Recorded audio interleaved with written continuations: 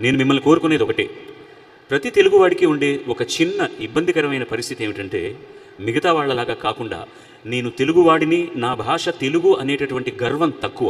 ఆ గర్వం కావాలి. గర్వపడండి, తెలుగు వాళ్ళైనందుకు గర్వపడండి. అలాగని మరొక భాషను తక్కువ చేయకండి. ప్రతి భాషకు దాని ముఖ్యత్వం ఉంది. కానీ మనం తెలుగు వాళ్ళమైనందుకు నేను తెలుగువాడిని గర్వపడండి. నలుగురిలో తెలుగు మాట్లాడడానికి సిగ్గుపడకండి. ఇప్పుడు చెట్టియార్ గారు మాట్లాడారు, కుపుసాం చెట్టి గారు, ఆయన నాకు కొంచెం మధ్య మధ్యలో తమిళం కలుస్తుంది అని. ఏ భాషలో కూడా మరొక భాష కలవకుండా పరిపూర్ణత లేనే లేదు.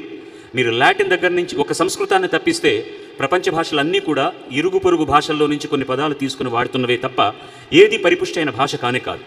ఇప్పుడు మీరు ఆంధ్రదేశాన్ని తీసుకున్నా, తెలంగాణ తీసుకున్నా కూడా ప్రతి మండలంలో ఒక మాండలిక ఉంది. వాళ్ళు కూడా చాలా యాసలతో మాట్లాడతారు. మీరు తమిళ యాసతో మాట్లాడితే తప్పేంటి? మొహమాట పడకండి మీరు మాట్లాడడానికి. ఆయన డాక్టర్ గారు చెప్పినట్టుగా మనం తెలుగు వాళ్ళు అరవాళ్ళ కంటే కూడా తమిళం బాగా మాట్లాడతారని మాట్లాడాల్సిన అవసరం లేదు. మనకు తెలిసిన తెలుగులో మాట్లాడుకుంటాం, తప్పే లేదు, అందులో ఏమీ తప్పులేదు, అర్థం చేసుకుంటారు. రెండే విషయాలు, పద్యం అనేటటువంటిది తెలుగు వాళ్ళకి సొంతమైన ఒక గొప్ప విశేషం. చిన్నప్పుడు తెలుగు నేర్చుకుంటున్నప్పుడు పద్యం నేర్పించేవాళ్ళు పిల్లలకి. ముందు పెద్దవాళ్ళు నేర్చుకునేవాళ్ళు, పిల్లలకు నేర్పించేవాళ్ళు. ఇప్పుడు అంత దూరం మీరు వెళ్ళకపోయినా ఇంట్లో దయచేసి మీకు వచ్చిన తెలుగునే మాట్లాడండి. నాకు అర్థం కాదు, ఈ భాష సరిగ్గా లేదు, నేను అరవమే మాట్లాడతాను అనకండి. బయటికి వెళ్ళండి. మీ వృత్తిరీత్యా మీరు తమిళం మాట్లాడవచ్చు, మలయాళం మాట్లాడవచ్చు, కన్నడం మాట్లాడవచ్చు, ఇంగ్లీష్ మాట్లాడవచ్చు. కానీ ఇంట్లో మీ పిల్లలతో మాత్రం తెలుగే మాట్లాడండి. తెలుగు నేర్పించడానికి ప్రయత్నించండి. ఒకవేళ రాయడం రాకపోయినా మాట్లాడడం, మీకు తెలిసిన భాషలో మాట్లాడండి. ఎప్పుడు వస్తావు బా, వరద ఈ దినం వచ్చినాడు, వరద లీవ్ అడుకుని వస్తానని అనుకుంటాను, తప్పలేదు. అట్లే మాట్లాడండి. నాకు సంబంధించిన మా చిన్నాన్నలు, బాబాయిలు, మామయ్యలు మద్రాసులో ఉండేవాళ్ళు అట్లాగే మాట్లాడతారు. వాళ్ళతో కలిసి నేను మాట్లాడేటప్పుడు నా తెలుగు అట్లాగే ఉంటుంది. అందుకోసం అని చెప్పి మీరు సిగ్గుపడకండి. తెలుగువాడు అయినందుకు గర్వపడండి మీరు. అంతకంటే నేను వేరే అడిగేదేం లేదు. సిఎంకే రెడ్డి గారు ఒక ముఖ్యమైన విషయం చెప్పారు. అది చాలామందికి అర్థమైందో లేదో, మీకు అర్థమయ్యే భాషలో నేను చెప్తాను.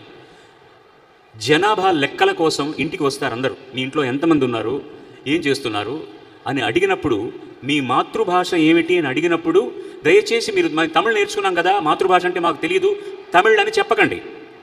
మా మాతృభాష తెలుగు అనే చెప్పండి. లేకపోతే లెక్కల్లోకి రావు. మనం ఎంతమంది ఉన్నామో తెలియదు ఎవరికి. దయచేసి ఇది ఎవరితోనూ పోరాటం కాదు, మిగతా వాళ్ళు తక్కువ వాళ్ళని చెప్పడం కాదు. మనకు రావాల్సింది సంపాదించుకోవడానికి సంఖ్యాపరంగా మనం ఎంతమంది ఉన్నామని తెలియజేయాలంటే, మన ఇంటికి ఈ జనాభా లెక్కల కోసం వచ్చిన వాళ్ళతో అడిగినప్పుడు మీ మాతృభాష ఏమిటి అంటే తెలుగు అని చెప్పండి. ఇది అబద్ధం కాదు, ఉన్నమాట, నిజం.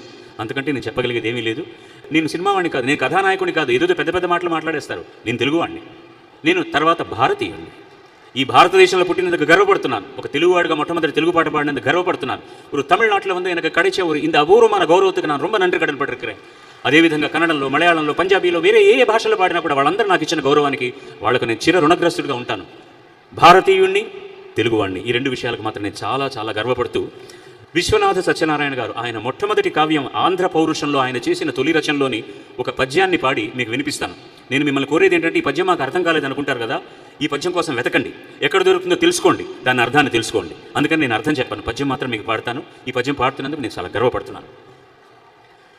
గోదావరి పావనోదార వాహ్పూరమఖిల భారతము మాదన్ననాడు, తుంగభద్రా సముత్తుంగ రావముతోడ కవులగానము శృతి కలయునాడు, పెన్నా నది సముత్పన్న కైరవదళ శ్రేణిలో తెంగు వాసించునాడు, కృష్ణా తరంగ నిర్నిద్రగానముతోడ శిల్పము తొలి పూజ చేయునాడు, అక్షర జ్ఞానమెరుగదు ఆంధ్రజాతి, అక్షర జ్ఞానమెరుగదు ఆంధ్రజాతి, విమల కృష్ణానదీ సైకతములయందు కోకిలపు పాట పిచుక గూండ్లు కట్టి పేర్చుకున్నది పూర్ణిమా నిశలయందు,